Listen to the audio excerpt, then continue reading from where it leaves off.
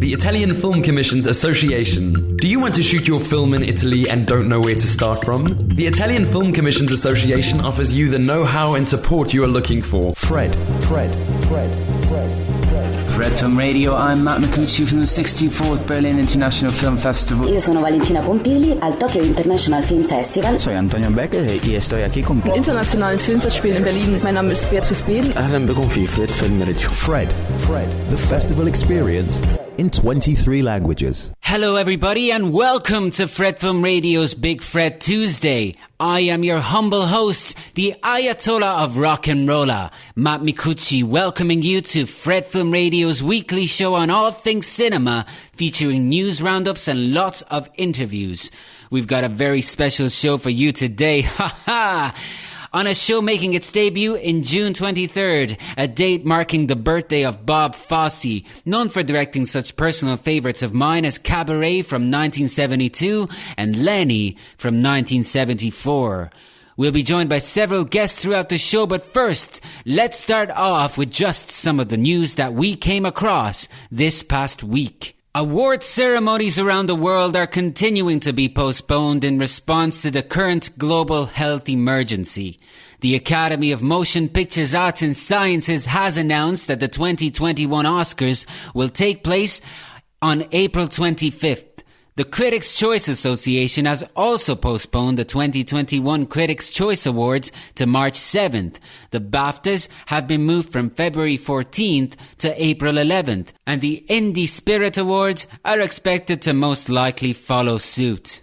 Academy President David Rubin said via a statement, "Our hope in extending the eligibility period and our awards date is to provide the flexibility filmmakers need to finish and release their films without being penalized for something beyond anyone's control." This is actually the fourth time the Oscars ceremony has been postponed. They were first delayed in 1938 after a massive flooding in Los Angeles. In 1968, they were put on hold after the assassination of Dr. Martin Luther King, and again in 1981, following an assassination attempt on President Ronald Reagan. By the way, Ronald Reagan, I'm sure many of you know, was a former film actor, and I have always been fascinated by his quick wit. I think he was one of the funniest American presidents of all time. The first thing he said to the medical staff upon entering the operating room after this assassination attempt famously was, "Please tell me you're Republicans." Oh man, Ronald Reagan, what a guy. Moving on, HBO Europe, which offers programming to subscribers through 5 services covering 21 countries, has added 4 documentaries to its lineup. Pollywood, the story of Polish emigres who helped create Hollywood. Her Mothers, featuring a same-sex couple in Hungary who decide to adopt a child despite discrimination against rainbow families in the country. Two Roads, the story of a Czech band that has toured the world for over 20 years, and Lessons of Love, a documentary about a Polish mother of 6 and wife of an abusive husband who decides to leave him and start life anew. And folks, I have a surprise for you, as we will be joined on this very program by the directors of Lessons of Love, who also happen to have been selected as part of this year's Europe Voices of Women in Film program by the European Film Promotion in collaboration with the Sydney Film Festival, as well as NEASA HARDIMAN, who will also be a guest on this episode of the Big Fred Tuesday to talk about her film, Sea Fever. But let me tell you what else we've got lined up for you today. Fabio Mollo will be joining us directly from the streets of the Eternal City, Rome, to tell us about the new Italian genre series CURON, which he directed 4 episodes of, and that recently made its debut in almost 200 countries around the world via Netflix. Also on the show, a clip from Chiara Nicoletti's recent chat with Jason Segel on his new series, Dispatches from Elsewhere. Plus, we are keeping you posted on the industry side of things and its various trends with a chat with online marketing specialist Alexi Hamed, who is also the online marketing advisor for First Cut Plus. But these are only a few of the things that you'll be able to hear on this third episode of your weekly international film fix radio show, so stay tuned for more. Welcome back to the Big Fred Tuesday, and we are joined by NEASA HARDIMAN, director of Sea Fever, one of the films selected as part of this year's programme for the European Film Promotion's Europe Voices of Women in Film programme, in collaboration with the Sydney Film Festival. NEASA, welcome to the show. Thank you very much, Matt. It's a pleasure to talk with you. And NEASA, these are crazy times that we're living in right now, and I just wanted to start off our chat by asking you how you're doing, and has your creativity and work been affected by the current health emergency? Well, I was filming a drama with Netflix in Israel when the lockdown happened. So I flew home to Dublin, and I've been in Dublin with my family ever since. I am really happy to say that we've had a reasonably good experience here in Ireland. There has, of course, been some tragedy, which is really sad, but overall we have not had the terrible peak that has stressed other countries' resources. So I'm relieved to say that we're in reasonably good nick here in Dublin. That's good to hear, because I am from there. So hopefully I'll be back one day. Well, we're looking forward to having you. Well, all right. So I watched your film Sea Fever last night. Found it very frightening, especially relevant to these days, actually. But just for the benefit of our listeners, before we start talking about it in more detail, would you be able to maybe say a few words to introduce the film, just what it's about, as much as you'd like to say about it?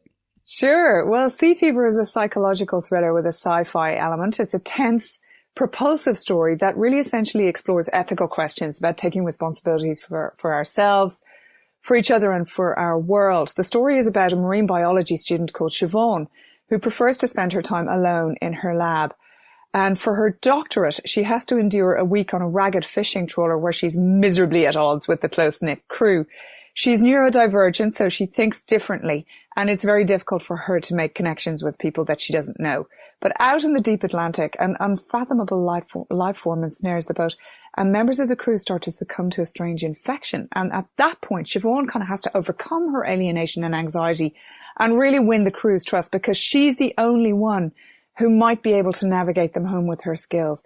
But along the way, she's facing ethical and scientific and deep emotional challenges. And of course, back when the film premiered, I'm just trying to picture it now. I presume most people could not have anticipated the state of emergency that occurred a few months later. But I wonder, did this film originate from concerns that you had about the possibility of the emergence of possibly even a global pandemic?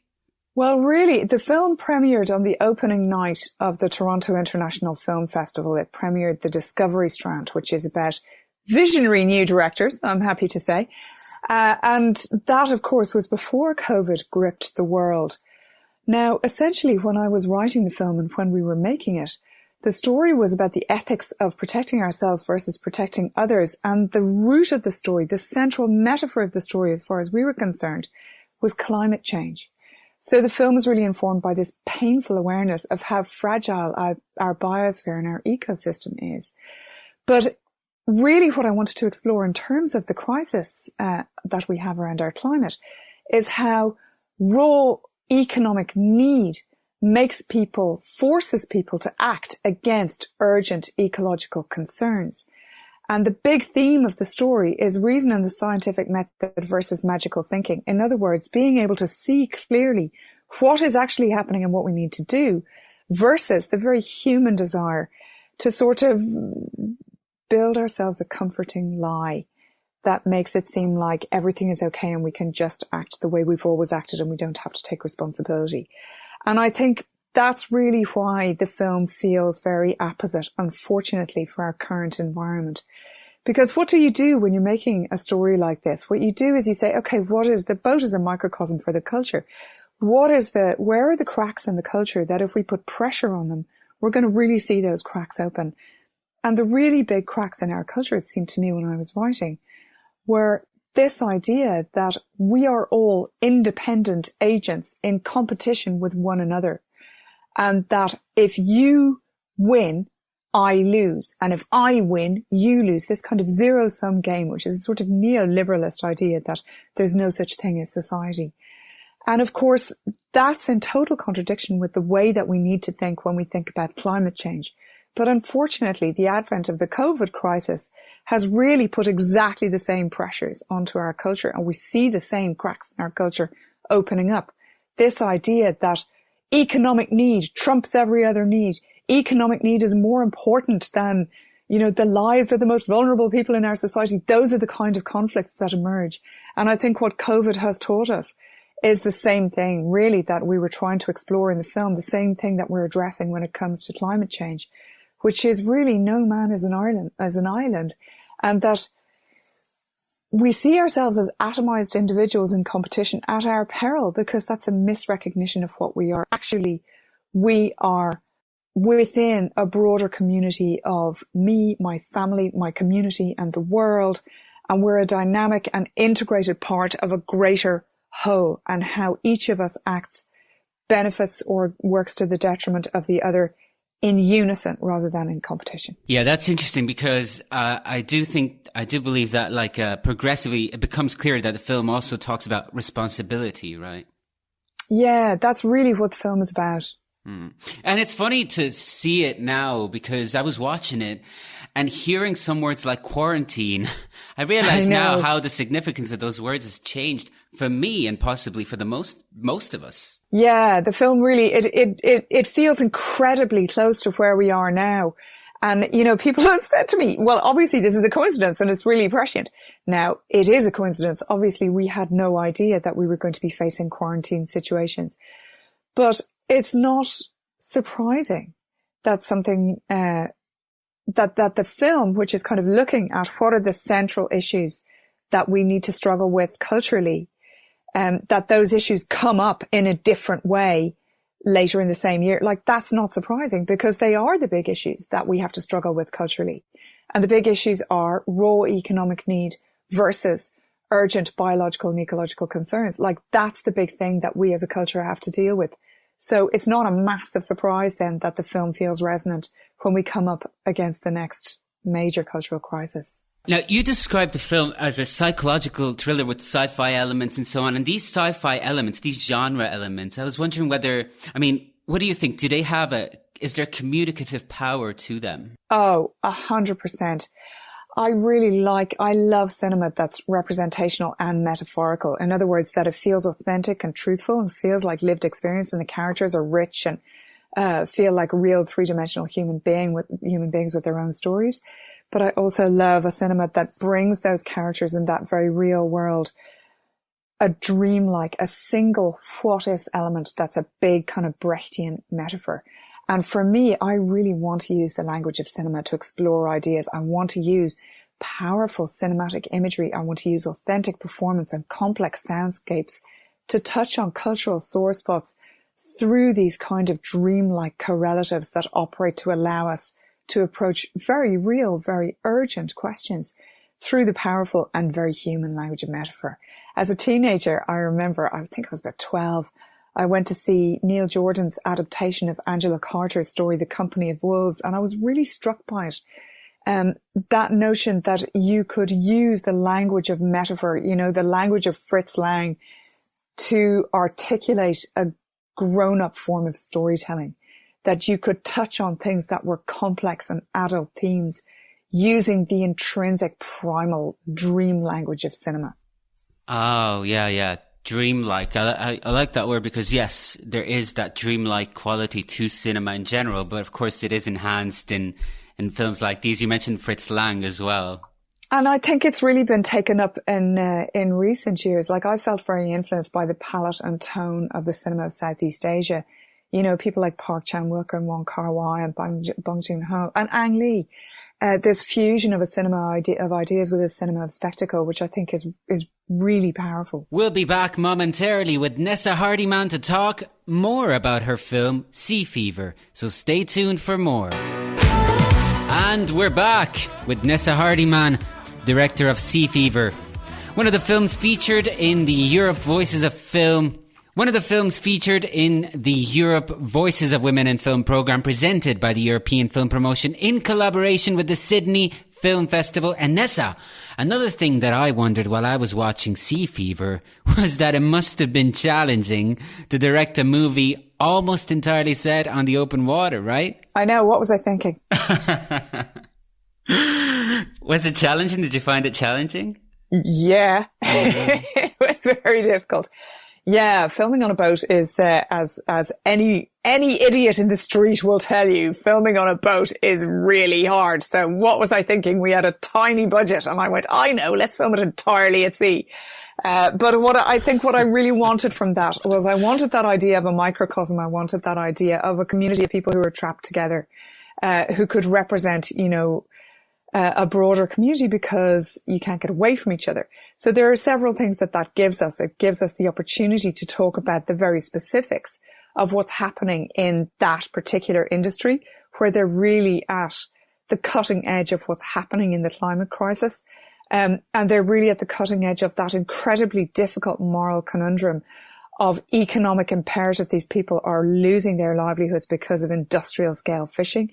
And if they want to continue their livelihoods, they have to go into deeper and deeper waters, and they have to do things like bottom trawling, which are, they know that it's wrong and they know that it's destructive. But really, if you're at the pin of your collar economically, and the people in the story, the people who are running the boat have a moral obligation and a moral duty to provide for the people that they employ.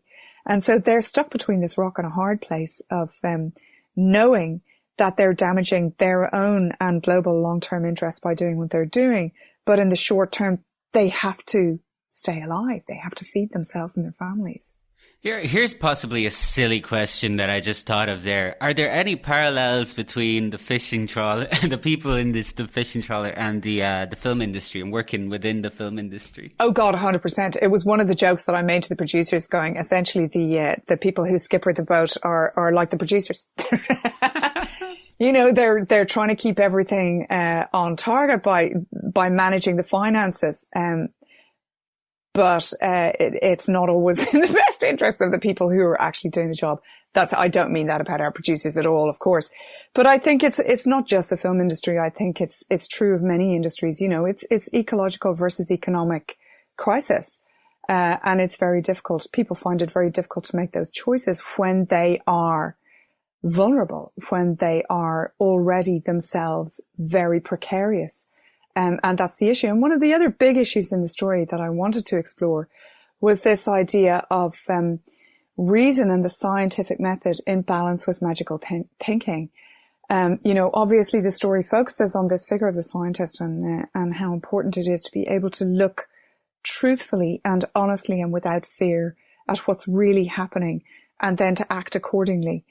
And how comforting it is to consider the opposite of that, which is magical thinking, which is not always bad. In the story, I hope it's clear that there are aspects to myth and faith and parable that are powerful and nourishing and valuable, and that allow us a different way into understanding the natural world and understanding our place in the natural world.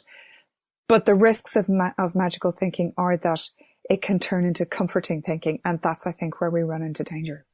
Oh, let's talk about that actually for a little bit. Actually, the sea is traditionally linked with folklore and superstition, but also there's a classical association between women and superstition. Given that the protagonist of the movie is a young woman, how would you describe the importance of these associations like superstition, folklore, sea, and women? I don't really see that connection with gender. Actually, that's not something that I'm aware of, or that I would be particularly sensitive to in relation to that. I think gender in the story is more about, there's a great, neurodivergent writer called Zosia Zaks who came up with the aphorism that the ship of humanity requires all hands on deck to right itself. And I think that was one of the things that was floating through my mind as I was writing the story, was the ship of humanity requires all hands on deck to right itself. In other words, it's very important for us to recognize the qualities and value of all of the participants in our lives, regardless of how they wear their gonads or how much melanin they have in their skin. And I think it's important for us to tell stories about how people are limited culturally by the obstacles that are put in front of them because of their ethnicity, and how people are limited in terms of what they can achieve by cultural obstacles that are put in front of them because of their sex. And it's very important that we tell those stories. But I also feel that it's very important for us to tell stories about those people in their full humanity. You know, it's important for us to see ourselves as women, as people of colour, on screen in heroic positions, living big lives. And for me, that was the important thing in this film, was not to focus too much on the kinds of obstacles that are placed culturally in the way of gifted, intelligent people of colour and gifted, intelligent women, but rather to see those gifted, intelligent people acting heroically in a way that feels uplifting and exciting for the women and people of colour who are watching. And I think those kinds of heroic stories are needed. I think I need those stories. I think all of us need those stories, as well as the stories that focus on the kinds of obstacles that are placed in front of us as women and as people of colour. So for the purpose of this film, I didn't really want to focus on sexism, and I didn't really want to focus on racism. I wanted to focus on how talented and heroic particularly the man of colour and the woman in the story are. Well, I do feel that's an important message, especially at this historical moment. But I was reading a bit about your background and was intrigued when I found that you actually have a master's degree in politics and aesthetics. I have a master's in politics and aesthetics, and I have a PhD in film theory. And do you feel that that master's degree actually has influenced your work in film? I think the master's and the PhD have both influenced and enriched my thinking really significantly. I think they both inform. I think there's one thing that I feel very strongly as a filmmaker, and I think a lot of filmmakers would agree, that, you know, I'm sure you have found in your life, there are a number of people who will say to you, oh, you know, I saw this film when I was young and it really changed my mind about what I wanted to do with my life. Or I saw this figure in film and that really encouraged me to pursue a particular path. Or I heard this piece of dialogue in a film and it really made sense to me and it really resonated and helped me to do something. And what do we know from that? We know that film is one of the storytelling, screen storytelling is one of the really significant components of contemporary culture. And we, as a people, understand ourselves through storytelling. It's how we work. You know, there's a reason that the Bible is written in the form of stories, or that the Quran, or that any of those kind of sacred books about philosophy are often articulated through parable. It's because we understand the world through storytelling. And so what does that tell us about filmmakers? It tells us that we make culture. We make culture. And therefore, it's really important that we take responsibility for the kind of culture that we make.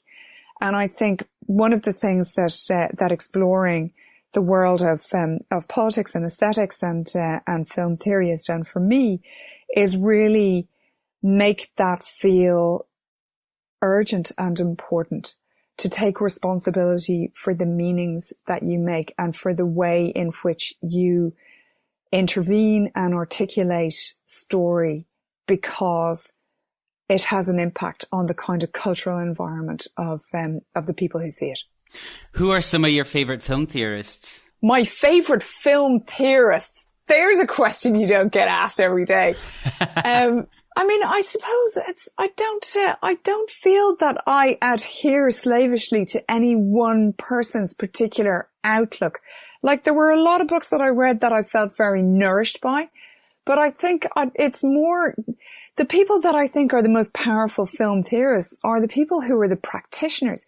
So I would look to people like Fassbinder, who's really kind of articulating a form of social theory through his cinema, or people like Catherine Bigelow, who's articulated a very particular kind of perspective on masculinity through her cinema, or people like Jane Campion, who articulates a very resonant form of female eroticism through her cinema.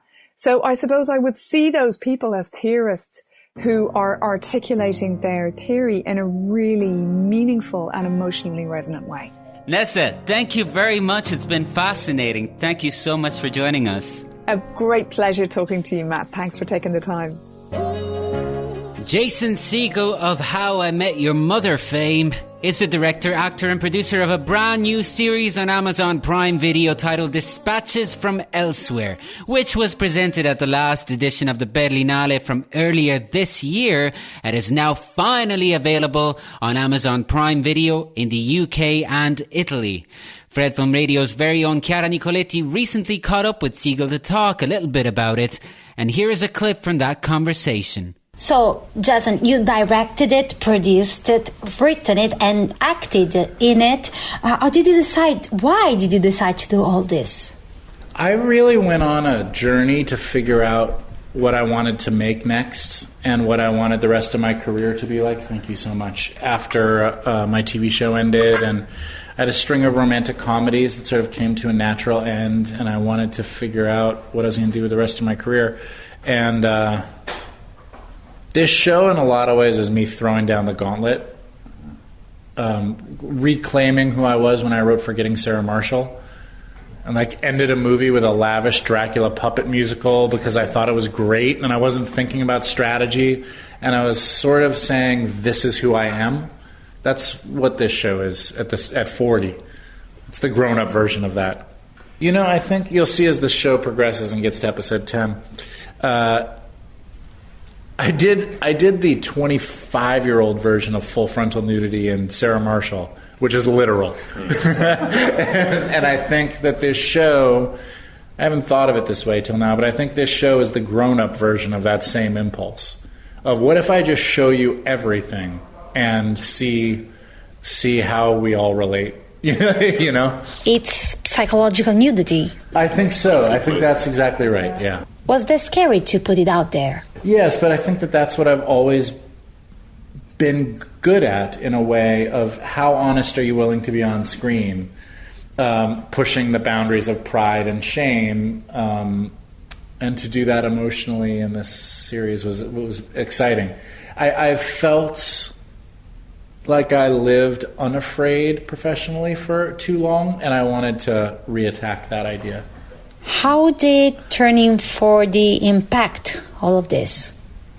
Well, the only literal thing was I had made a promise to myself at 33 that I wanted to direct by the time I was 40. That somewhere on this journey of exploration I should try to direct. Because somebody said to me around that age, it feels as though what you like best, how I identify as someone who makes stuff. I think of an idea and then I summon everything I have to turn it into something tangible. And I should take that all the way. I should direct it as well. What was the starting process of Dispatches from Elsewhere? What were you looking for in terms of creativity? I was prepping for a movie called End of the Tour, where I played David Foster Wallace. And so I was reading all of this existential crisis writing.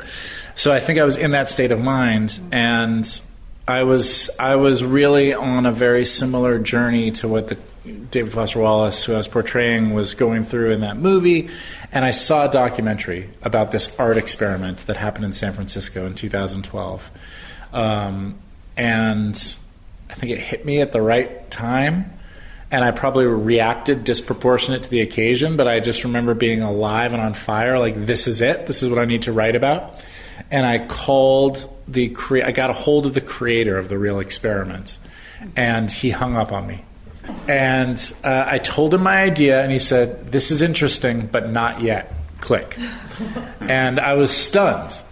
I haven't been hung up on ever. And about a month later, I got an email with a time and a location in San Francisco. And it was a real adventure. And so I made my way up to San Francisco at the time and the location, and I was put through the induction that you see in episode 1. And when I finished it, I got another email that said, "We've been watching you.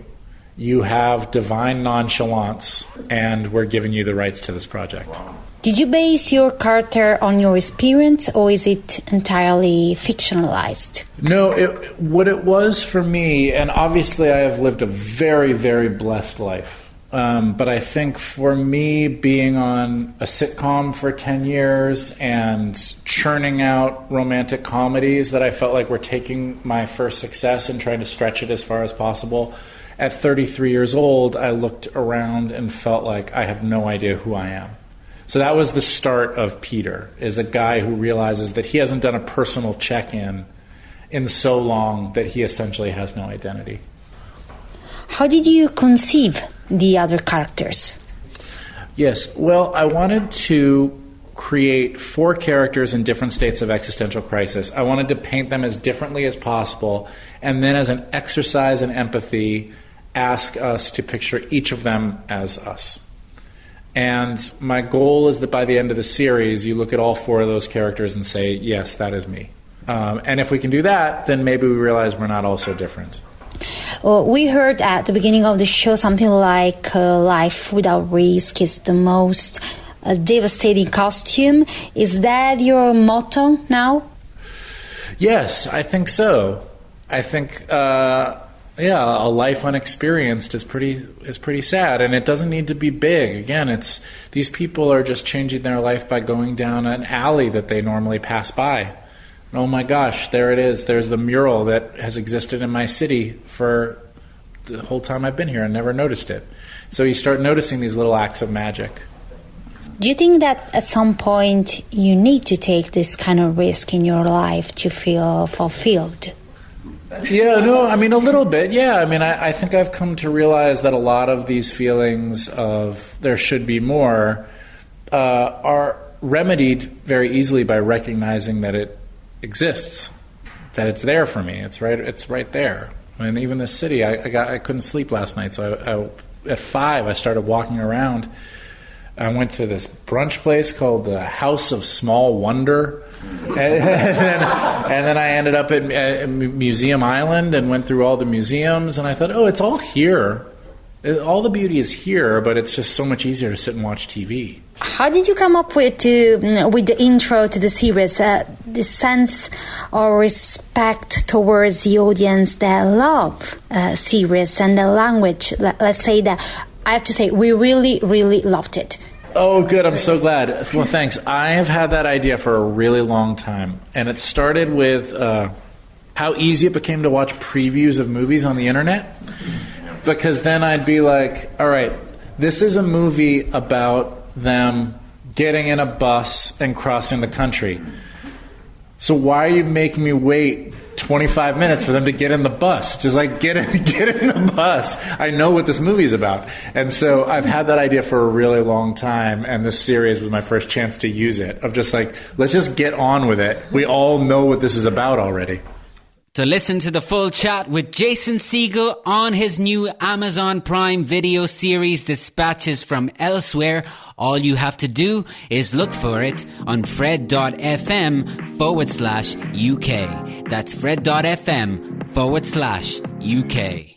Fabio Mollo is an Italian filmmaker and a good friend of Fred Film Radio, an acclaimed director of such features as South is Nothing from 2013 and There is a Light from 2017. He has also worked on series and documentaries and helms the first 4 episodes of a brand new Italian supernatural drama series titled CURON that was launched in almost 200 countries around the world via Netflix earlier this month. And I'm happy to say that directly from the streets of Rome, Fabio is with us today to tell us all about it. Fabio, welcome to the Big Fred Tuesday. Welcome to the show. Hi, thank you for having me. Hi, Matt. And yeah, literally from the streets.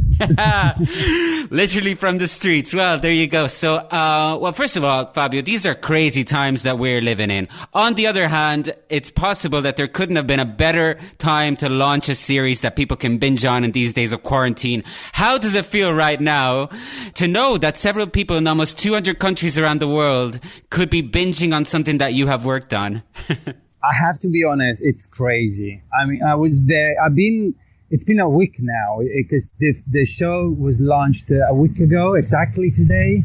And it's been a very crazy week because I mean, it's incredible. I mean, I remember the night that the show was released, and I remember I was watching it at home, sat on my sofa with my partner, and I was I was going through social media and stuff, and I was having, the feedbacks. I was reading feedbacks from all over the world, and it's crazy, it's amazing, and it's, to have the great opportunity to be heard and seen by such a wide audience, in terms of also, wide and different and kaleidoscopic in a way. It's crazy. I mean, it's such a huge opportunity, and it's a huge thing for a local show like ours, because CURON, it's a very Italian show. It's set in Italy, and this Italian landscape, it's very important.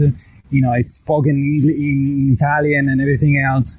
But at the same time, Netflix give you the opportunity to become a global show in a matter of a night. Absolutely. And, as a matter of fact, just so that we don't leave anybody out, would you be able to maybe say a few words about the story of the series? Well, no, I'm very against spoilers, so I'm not saying anything about... No, I'm joking.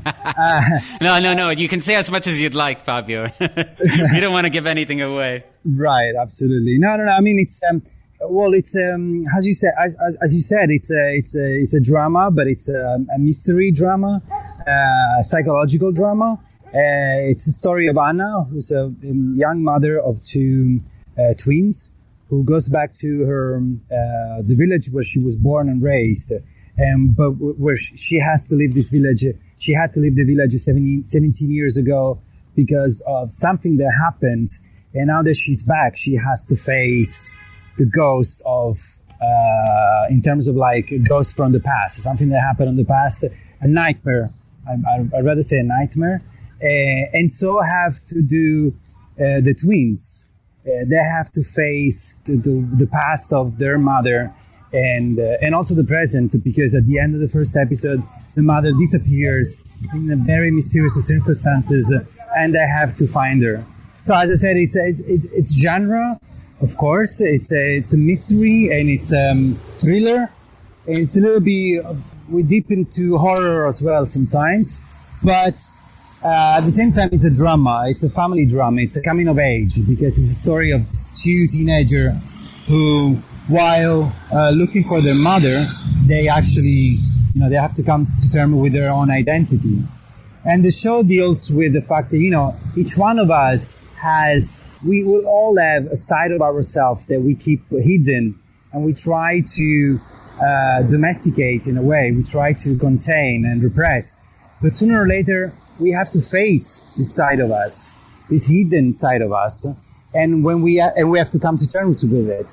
Speaking of the paranormal side of things, I believe that in 2015 you premiered a documentary about a clairvoyant, which would prompt me to believe that you have a legitimate interest in the paranormal.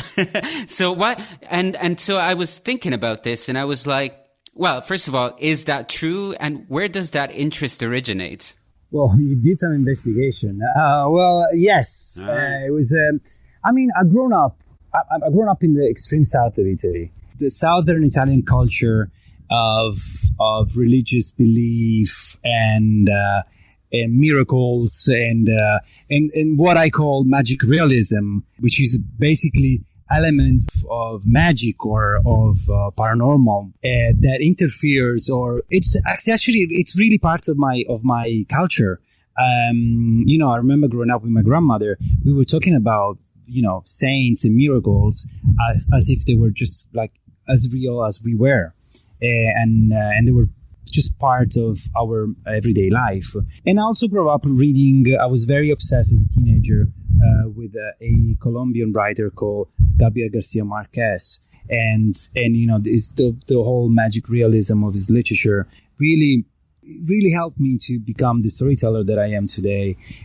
So I always been fascinated with the coexistence of what we see, and also what it's easy to see to the eye, but also at the same time what it's sometimes something that is hidden can coexist with something that is very seeable. Also, I think that cinema kind of celebrates the magic of life. And when I use the term magic, I mean something that it can be also understood as paranormal, something that it's not necessarily connected to normality and reality, as we all know.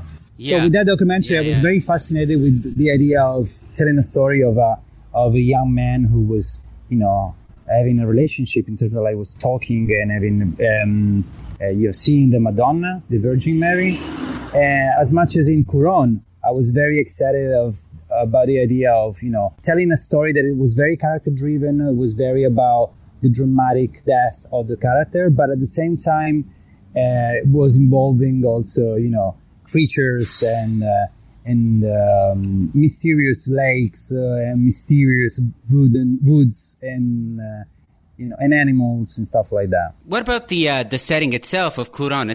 For those who don't know it, it's a small town in northern Italy. I think we might have mentioned it earlier in the interview, but did you take any inspiration from the place itself? Oh, yeah, absolutely. I mean, the whole script was actually, the whole idea of the series was actually inspired by the landscape, and specifically by the lake and by this bell tower that stands right in the middle of the lake. And it's the sign of what is left of the old village. It was actually demolished and in order to build a dam in the lake in the early 50s. But also, so once you see the lake, I remember the writers told me when I first read the script that they told me that the whole story was inspired by the bell tower and by a legend that runs in through those valleys about the bell tower. I was very inspired myself by what I was seeing, and I was very tormented as well by what I was seeing, because it's one of those places where the nature is the real mother of everything that surrounds you. And, manhood is just like a very, very, man in general is just like a very small part in that landscape, because the nature is overwhelming in every single way. And I remember that when I was there, it was May, and all of a sudden we were surrounded by snow because we were hit by a sudden snowstorm. And, that gives me the sense of how much, the nature really rules every single element of this places like that. So we wanted to translate that visually as well. So we really wanted to work on how we were portraying the nature, portraying the animals. Also, because I was saying before, we were talking about animal instincts. The part that we repress of ourselves most of the time equals our ancient animal instinct. That we kind of domesticate through society and religion, and translating that our animal instinct visually in the series with the landscape, or with wolves, for instance, with the color of the lake or with the reflecting surface of the lake. Really made sense to us. And while you were talking about nature, I realized how universal the story is as well, because when we think about this series, yes, it may have been produced in Italy, but we think about horror genre as well, and we think about the coming of age element of the narrative plus nature, the concept of how this imposing presence of nature throughout the series. This is essentially a very universal narrative and series that we're talking about. Oh yeah, absolutely. I think so. I mean, generally, I think genre cinema and genre series, it's a very international language in a way. It's something that really can reach different cultures and different countries, and also themes like identity and coming of age. Absolutely. I was very surprised, though. I was happily surprised by how CURON actually reached so many different countries and so many different cultures in the past week. I was very happy about it, not just because, it meant that CURON is not that bad, but also because it gave us the chance to really speak to a wider audience and to engage with them. And it was very amazing. I mean, we were, when you watch the top 10 of Netflix in different countries and you see CURON appearing, it's incredible. It was a very nice surprise for us too, I have to be honest. Speaking of the horror genre, are you a fan of horror films? And do you draw inspiration? I mean, talking about Italy obviously is one of those countries that has a huge history of affiliations and associations with the genre, and I was wondering whether you were aware of that and you're somehow influenced by it. Oh, yeah, absolutely. Me and Lydia, the other director, the co-director I share the credit with, we're both two cinema nerds. So we were like, and if you watch the series, I think, I hope you can actually catch some of the references that we used, because we like the idea of paying homage to all the big horror and genre maestros that inspired our career as well. But yeah, I mean, we're a huge fan, and of course Dario Argento, Mario Bava, and lots of Italian filmmakers, especially from the 70s and the 80s and the 90s. But together with, of course, even more modern maestros like Night Shyamalan, or even lots of TV series, Dark, Chambers, Twin Peaks, absolutely. So we grew up watching Twin Peaks. Fabio, I know you're very busy, but thank you for joining us so much. It's been an absolute pleasure. I encourage all of our listeners to check out CURON on Netflix right now. Do it. Thanks, Fabio. Thanks so much. Thank you for having me. Thank you. Ladies and gentlemen, we have been talking about genre films and especially horror. So I thought I would dedicate a section of the show to talking about one of the most influential horror films of all time, George A. Romero's Night of the Living Dead from 1968. One of the zombie movies par excellence, and the first in a series of 6 zombie action horror films created by George A. Romero, who is basically considered a master of the horror genre. I want to really take a look at what makes this movie so timeless and ultimately so great. Night of the Living Dead was a phenomenon of the authorial period in American cinema known as New Hollywood, which took place during the 60s and the 70s. It's also a prime example of how, during this time, even a genre film that moved within a structure commonly used in exploitation movies and flicks commonly associated with drive-ins and Roger Corman productions could be enriched by greater intellectual depth. Yet, part of the excellent reputation of this film lies in the fact that to this day, George A. Romero's feature debut can be legitimately enjoyed when approached on a purely formal level, while it is just as rewarding to those who are willing to be challenged by its naturalistic observations of its times. First, let's take a look at its formal assets.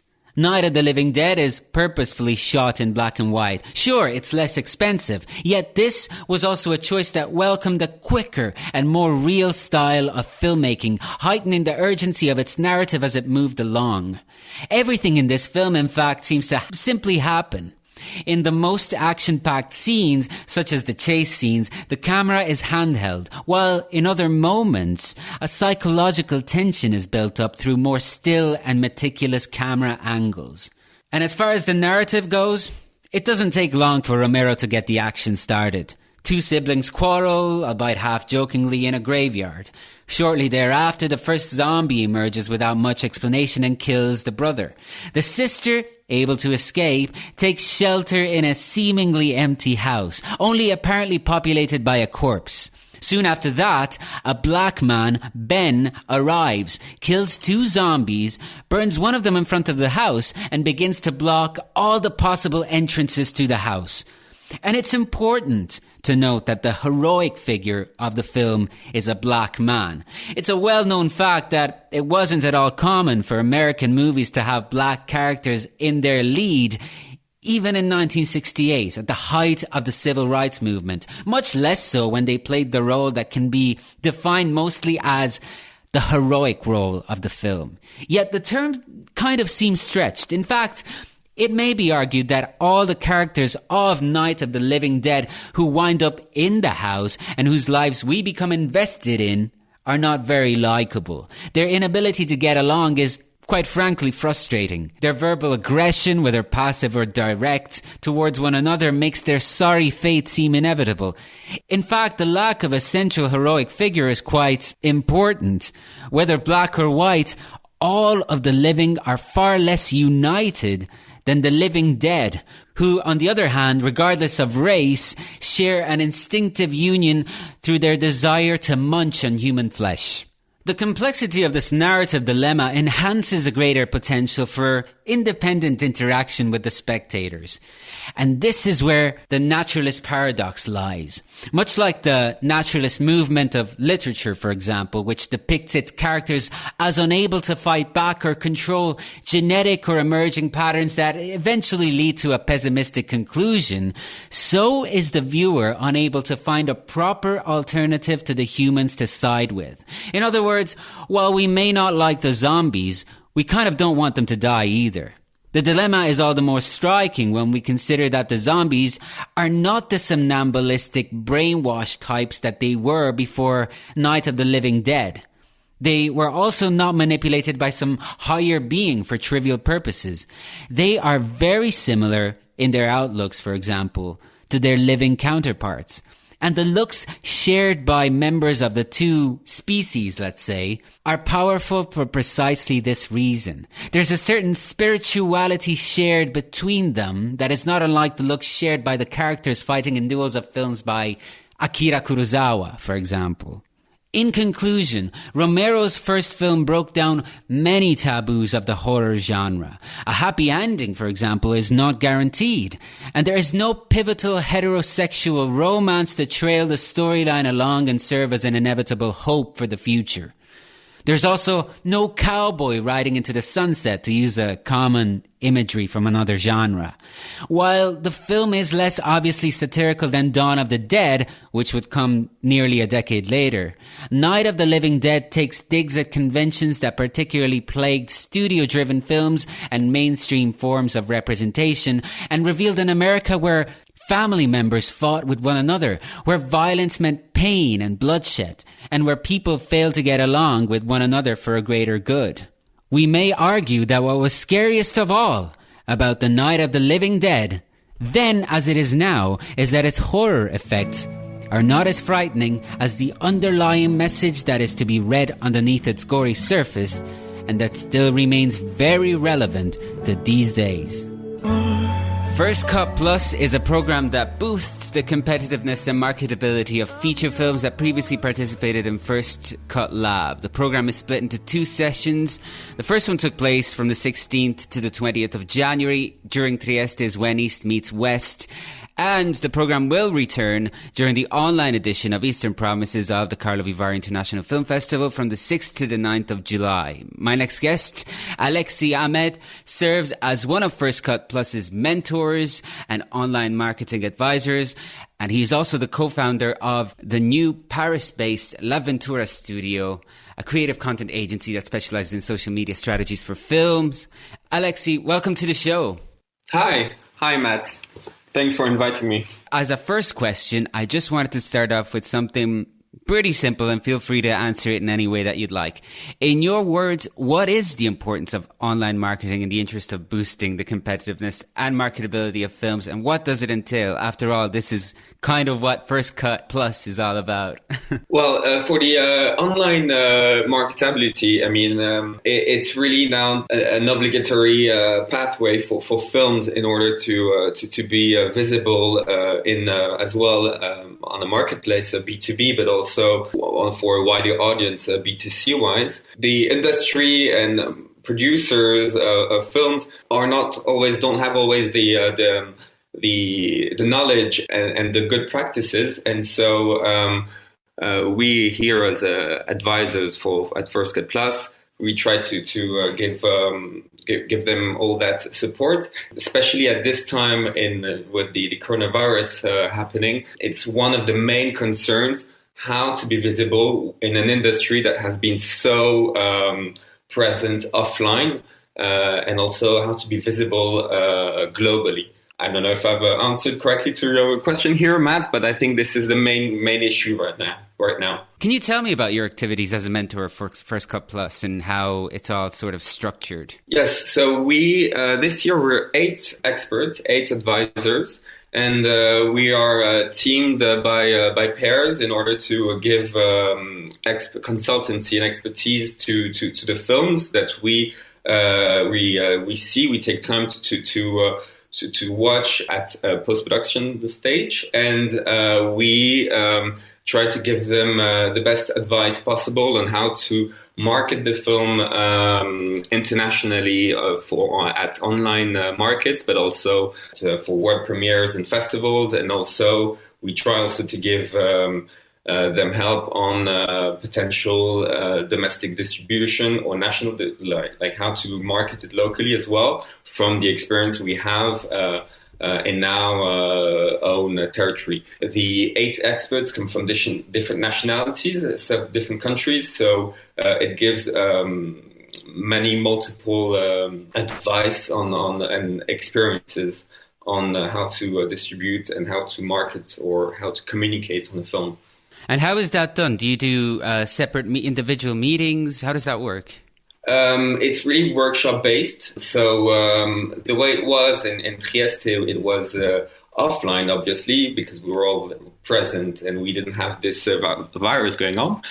So it was really a workshop with the 3 producers representing their films and a pair of advisors, and we really try to and go deep into the films and try to give them the best advice and strategies, and we basically offer them an overall look. And for producers who've been working for so long on a film, we feel that they need that step back on their film and how it can be seen from a different point of view. What do you find, for example, some of the filmmakers that are part of this program that come in with their projects, do they have any misconceptions, or are there any common misconceptions about digital marketing of films and so on? No, I think they're pretty well tuned in on what's going on, but it's not their expertise for sure.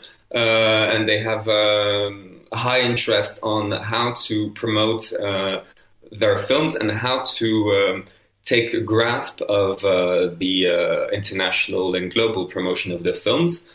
We feel that they want to have control and know what's going on and how they can lead the promotion of their films and not be only dependent on the expertise of a distributor or of another sales agent. I mean, we really feel that there's a big the sense of being able to cooperate best with all these different expert partners. Are there any obvious variables when you talk about international and domestic markets, like promoting films in international domestic markets?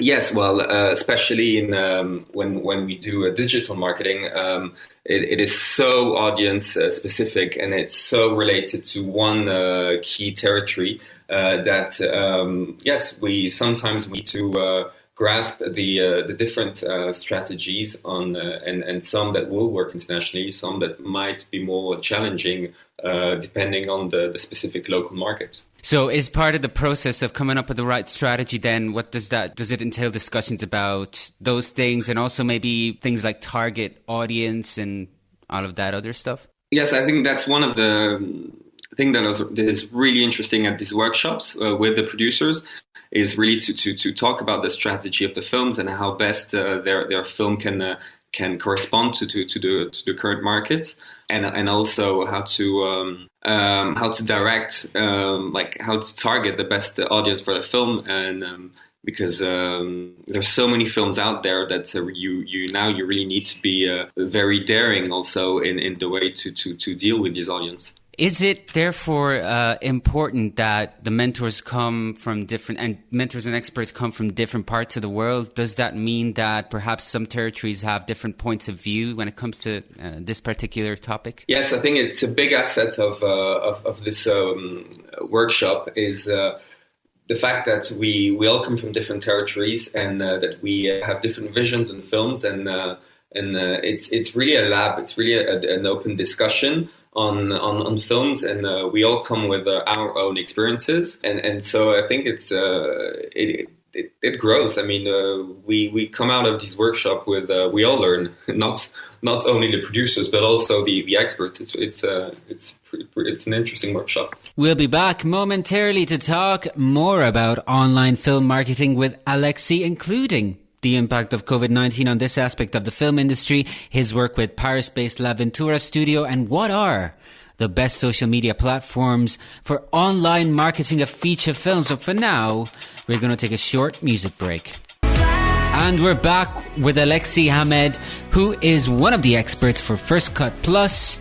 And we've been talking about online marketing strategies to increase the marketability and visibility of films online.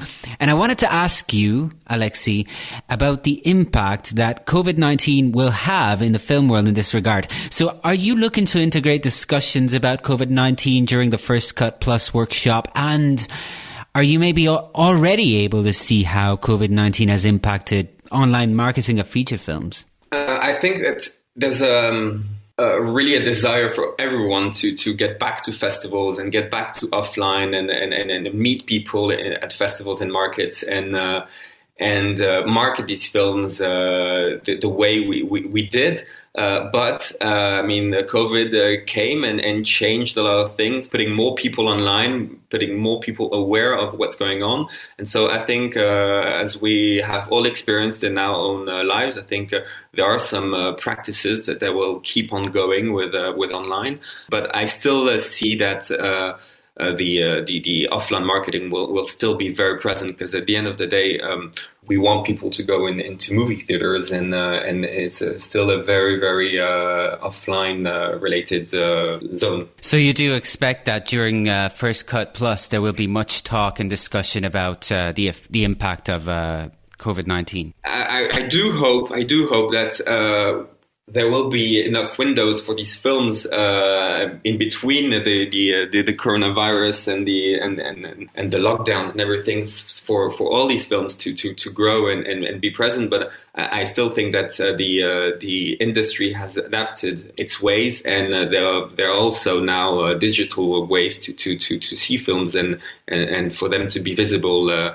With what happened with the online festivals and everything. Is it difficult to kind of keep up with the trends in the online world, and how important is it to keep up with the trends? The film industry has a tendency to be taking one of the last trains, I feel, in the digital evolution. That's how we all see it and how we feel it. But this is why we're here with the L'Avventura Studio and my partners. This is why we're here to really adapt to the new trends and make sure that the film industry and our clients and the distributors and sales agents really get to the digital practices. Yeah, let's talk about L'Avventura Studio, actually. Can you tell me a little bit more about what it does and also how and when it was founded? It started as a branch from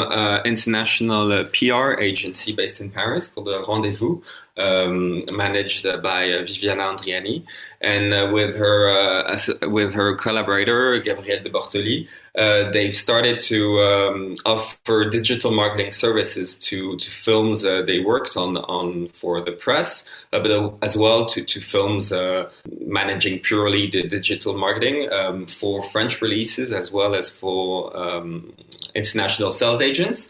And I came up into the project in fall of 2019, and so we've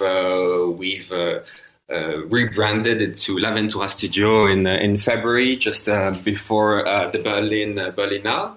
And our key activity is to offer digital marketing services to French distributors and to international sales agents. I wonder whether the name of that company has anything to do with the Antonioni film. Of course. We're all big fans of Antonioni, of his films, and we wanted to give a hint to the cinema that make us all dream. I wonder now, speaking perhaps particularly about social media. Mm-hmm. And this may be a silly question. Again, I admit my own ignorance in this topic. But is there any way to tell whether there's one social media that works better than others at promoting films? Now it's Facebook, Instagram, all the big platforms for digital marketing in films. We all talk about TikTok, especially with the lockdown and the 3 months we had. A lot of people went on those platforms, but still the main ones are led by the Facebook group. So Facebook is kind of the main one for promoting films. Well, it's Facebook is, but with Instagram, which belongs to the same group, it is the main platform for sure. People are all on their phones, and even with lockdowns, I mean, it doesn't change anything. And so it's the two main platforms, and we've seen really. During the lockdown, a lot of presence from all the key players, and we all been creating really interesting materials and very original content to keep up with their activity on those platforms. And given that the Facebook group, social media platforms are the main ones, what are the negative aspects, or perhaps the ones that make it incomplete in digital marketing, that still require maybe some enhancement from involvement with other platforms as well? Well, Facebook Group has offered a lot of services also to businesses during the lockdown. We've seen they've really tried to keep up with the context, trying to offer solutions, business solutions to people, to businesses. But for films, it's a bit different, because especially in independent films, it is still very offline related, and it's all about having people going to see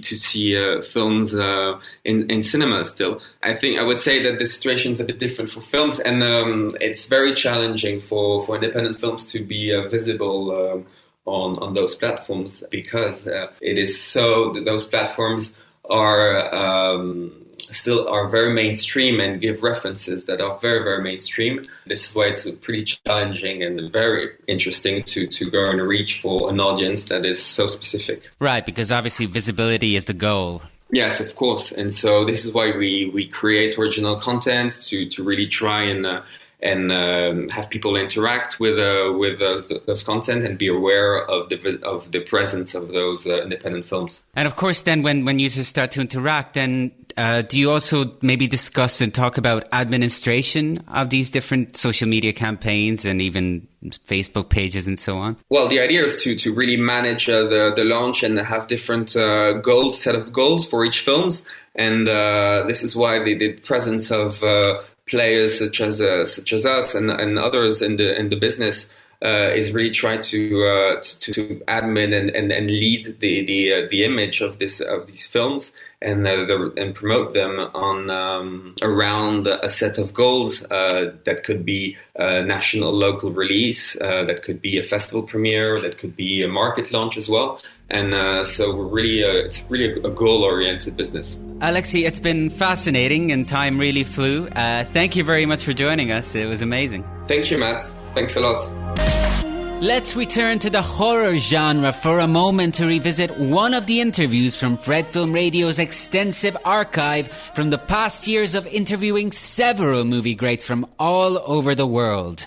David Cronenberg, another master of the genre. He directed such classics as The Fly, Scanners, Videodrome, and countless others. He is particularly known as one of the principal originators of what is commonly referred to as the body horror genre, with his films exploring visceral bodily transformations, infections, technology, and the intertwining of the psychological with the physical. In 2018, he was awarded with the Golden Lion for Lifetime Achievement at the Venice International Film Festival, and Fred's Niccolò Comotti was right there to sit down for a chat with him.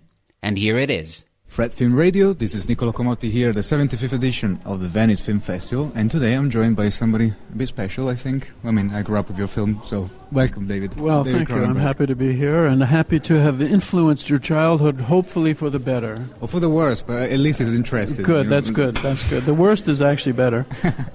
Well, we have some limited time, but I kind of want to, let's delve into imagination. Yeah. I kind of want to imagine your imagination, maybe on a slow day, and things are a bit stuck on the blank paper. How do you kind of like ignite your stream of thoughts? Maybe like you put a record on, or you just walk around? No, usually I just brush my teeth. No, that's a good start. No, seriously though, I think what happens is as soon as you relax, you forget about trying to be creative. That just unlocks everything, so you're taking a shower or you're cooking something or literally you're brushing your teeth and suddenly something comes to you because you've relaxed everything, you're not pushing too hard. And I find that is pretty consistent, so that if you just relax and live your life, but you leave yourself open to ideas that could come up from wherever they come.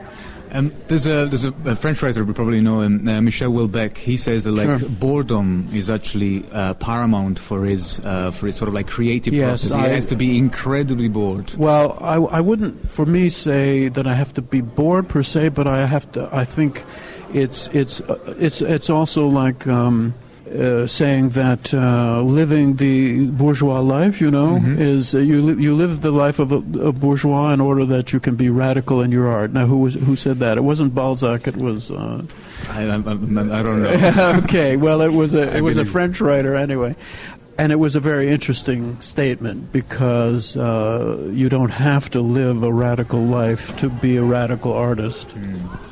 And what is your relationship also with cinema, or also as a source of inspiration? You find yourself as watching old films or like your favorites, or actually you have a bit more throughout your career you almost like put things aside and you just try to start always from a fresh, or maybe you're inspired and you try to draw upon different media or different artistic Well, I process. think that's really, I think I draw from life, not from media. I mean, when I'm watching, and lately I've been watching a lot of Netflix series, so. What's your favorite so far?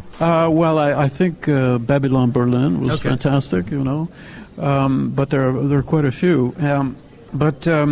I think it's really watching some other people's cinema is inspiring in the sense that you feel the technique, the lighting, the structure, and so on. But the actual substance of your own must come from your life. Now, it's true that part of your life is things that you watch, things that you read, things that you hear, but really. Ultimately, the passion for something, the obsessiveness that has to come, for me, it can't come from another film or another novel or something. It has to come from my life, And of course, I'm 75 years old. The festival is 75 years old. I have a lot of things. I have a lot of life, and it changes. It changes. I mean, it's not a static thing. It's a moving target. What your inner life is changing constantly. So I think in that sense, you don't run out of material, I'll just link to what you just said. I mean, the process as well, your filmic process. Has it changed as well throughout the years? Or maybe you have still that original inner child that wants to... Oh, well, there's always the original inner child. I mean, you're always playing. You're playful. You are playing. Even if what you are doing is dark, deadly, negative, but you're still a child. You're still playing. You're still dressing up. You're pretending to be other people. So it's a deception, and it's a fun. So that if you ever lost that, I think you would stop making film. You need that. You need that. But in terms of technology, and of course, everything has changed, and I've changed. I have no problem with that. I'm kind of a techno nerd anyway, so I enjoy all the changes. It's not a problem, and I think I've simplified my cinema. I mean, in the old days, I would cover a scene with many shots and many angles and things, and as I get older, I realize from the time I spend in the editing room what I need and what I don't need. And so my last films have been very simple. My editor always complains. He said, you do one take of everything and it's not a full take of the scene, and I have nothing to edit with. And I say, so cut it together. Stop complaining. And that just comes with experience and security, the security of knowing what you really need and what you don't need. Perfect. Fantastic. Thanks so much. For this section of the show, I'm joined by two of the directors selected for this year's edition of the European Film Promotion's Women in Film Initiative programme, run in collaboration with the Sydney Film Festival to promote gender diversity in cinema. Directly from Poland, please give a warm welcome to... Małgorzata Goliszewska and Kasia Mateja. Thank you for joining us. Thank you for inviting us. Congratulations on making this year's cut. And thank you once again for joining us. We're going to attempt the arduous task of conducting a multi-track conversation without actually being able to see each other through the power of the internet. So anyways, the film being highlighted by the program is called Lessons of Love, and we will be talking about it a little later. But first, I wanted to ask you, just a very general question. How long have you guys known each other? Because both of you directed the film. And when did you decide to team up, so to speak? So we know each other for around 8 years, I guess. We were doing different projects together, participating in the educational projects. We were teaching how to make a documentary films, the people in Poland. And we started collaboration on Lessons of Love 4.5 years ago. We met during a documentary project. It was, like Kasia said, teaching documentary filmmaking to amateurs. It's interesting that you say that, because I was wondering while I was watching Lessons of Love whether that background in documentary influenced this film, which is a fiction film, essentially. It's not. Is it? Lessons of Love is a documentary film. It may look like a fiction because we were shooting the film with a fiction-like visual approach, but it's an observational documentary, so all the characters and all the events in the film are real. That is unbelievable. That's unbelievable. You fooled me. Did you really think it was fiction? I don't even care if people think that I'm an idiot. I thought it was fiction. It was so well shot. It was incredible. And I thought that it was like a type of Ken Loach exercise where people are just talking.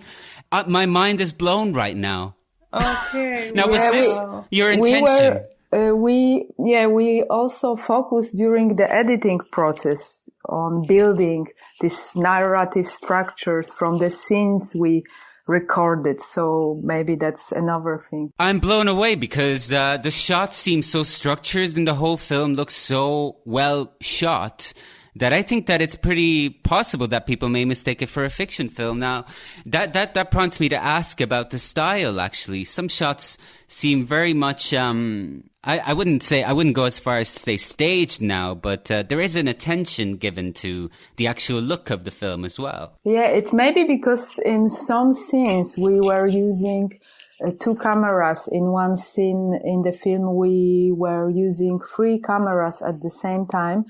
It's when the characters are in the restaurant, and we just put the cameras were on the positions, and we left the place so the characters could feel natural. So we were using different techniques to get into this effect. So now I'm incredibly intrigued. How did you actually meet these characters? How did you meet Yola? Is her name right? I met her in this dancing club for seniors, which you can see in the movie a couple of times.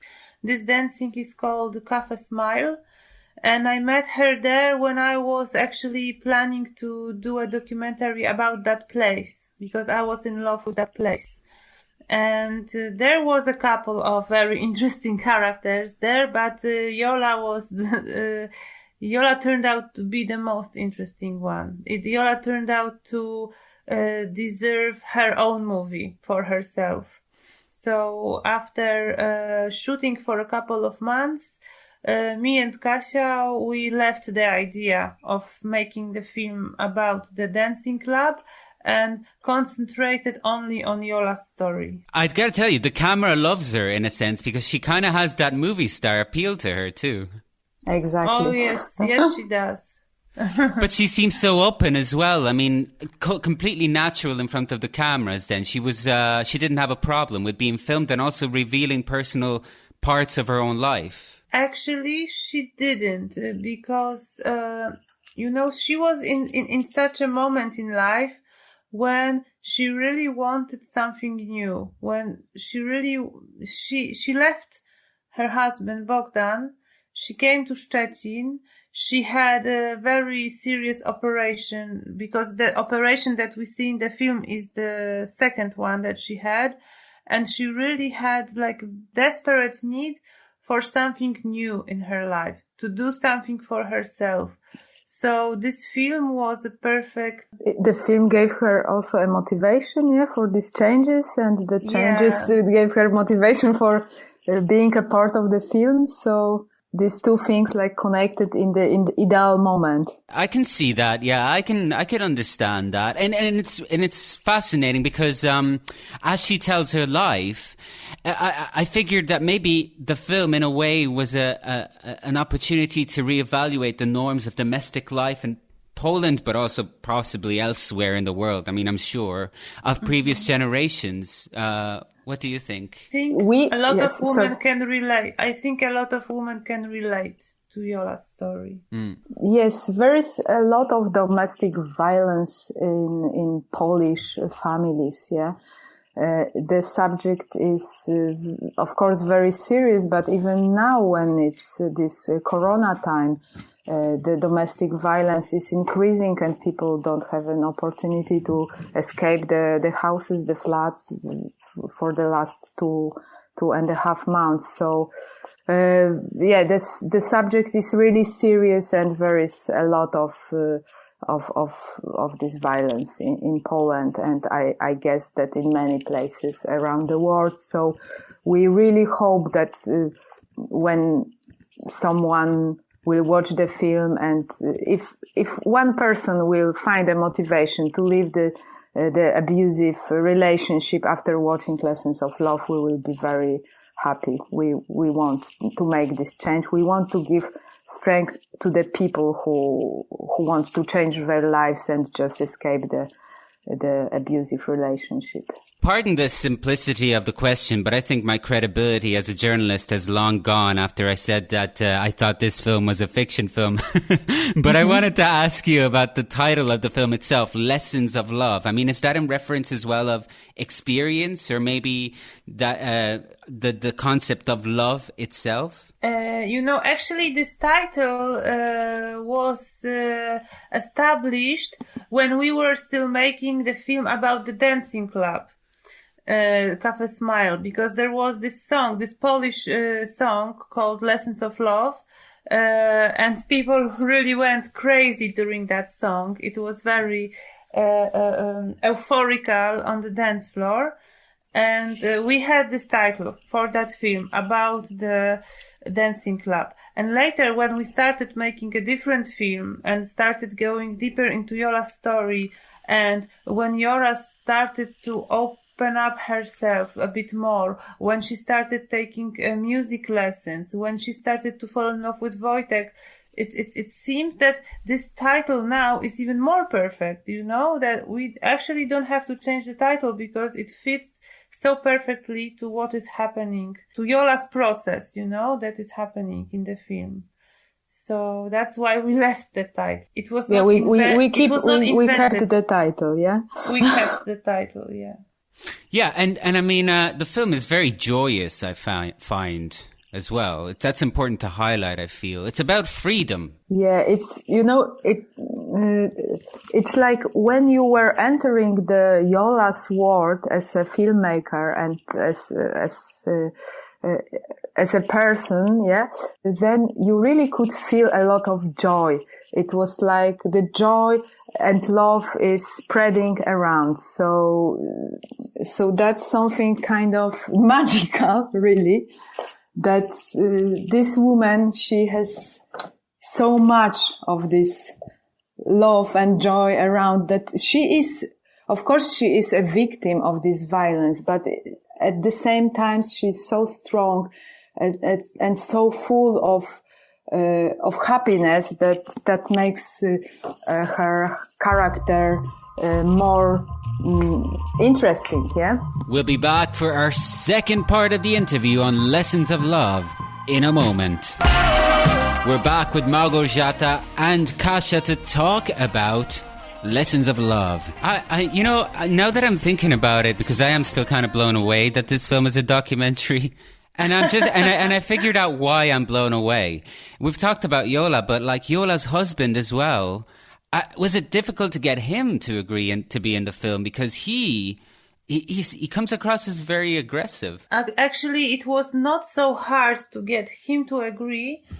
But it was hard for us to decide whether we should show him or not. And in the beginning, we thought that we will not show him, that we will maybe use his voice or show him in a, like in a blurred way, like you can see in the film. He's behind the curtain.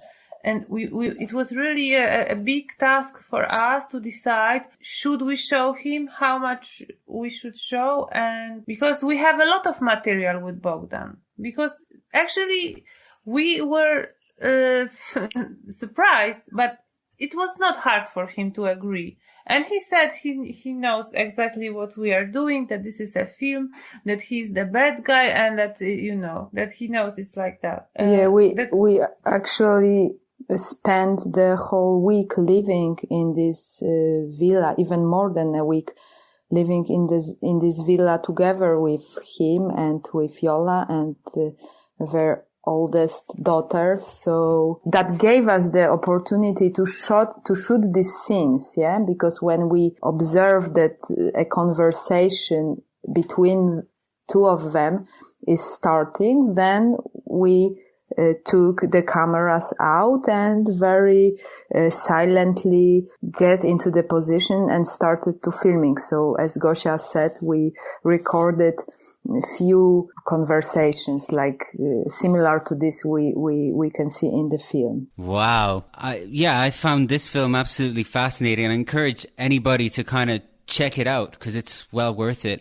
Just because this interview is being done in the context of women in film, I did want to ask you about a thought that you may have about gender diversity in movies. How do you feel the situation is now regarding this, maybe in Poland but also elsewhere?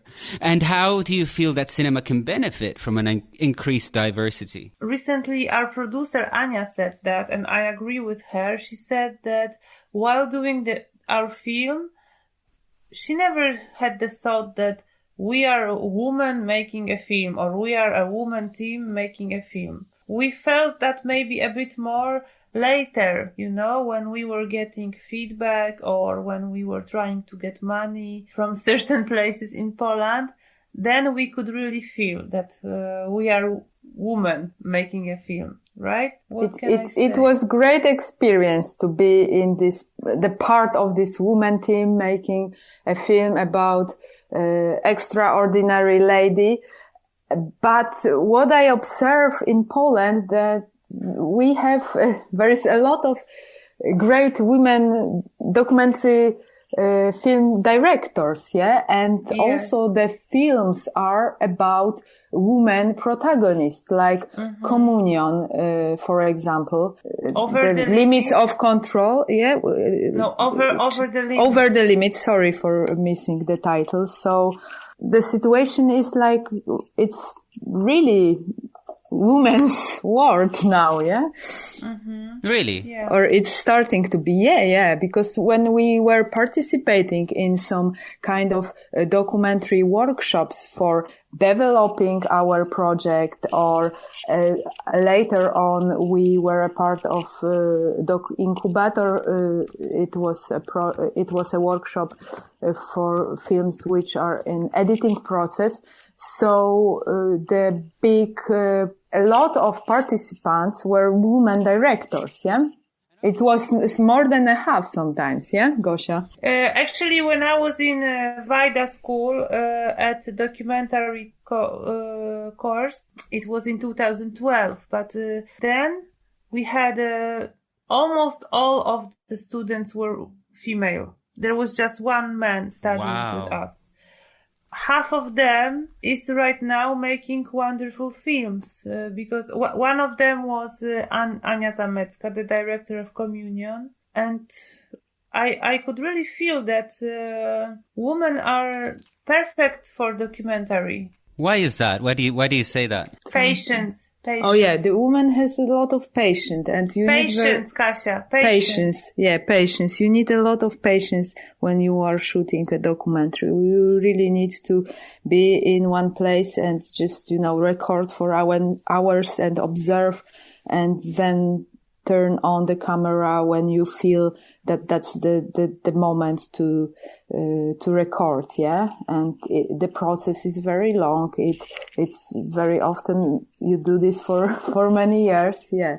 So I can see that women have a lot of patience, yeah, which is necessary for making a documentary. How long did it take you to film Lessons of Love?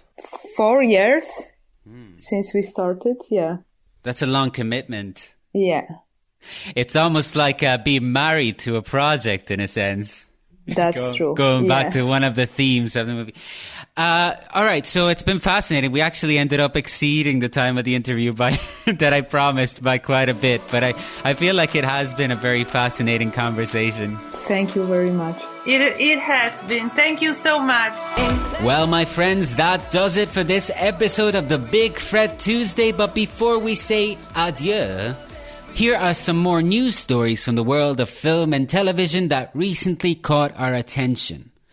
The British branch of Women in Film and TV has launched a campaign to highlight the huge number of freelancers of film and television industries who have been left unable to claim for either of the UK government financial schemes, leaving them in financial hardships as a result of the COVID-19 pandemic.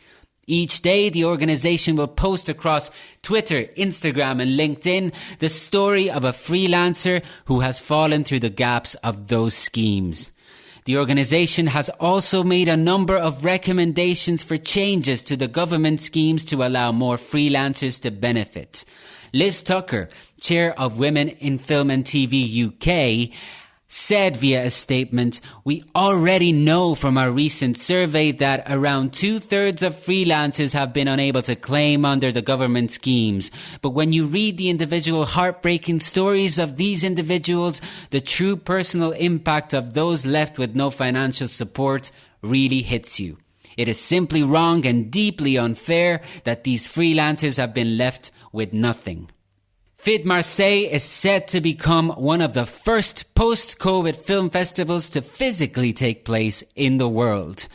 The festival will run as a live physical event from the 22nd of July to the 26th of July and will include 4 competitive sections with a total of 50 films, as well as a tribute to German filmmaker Angela Schanelek, with 8 film screenings including her latest work, Berlinale Silver Bear winner I Was Home But.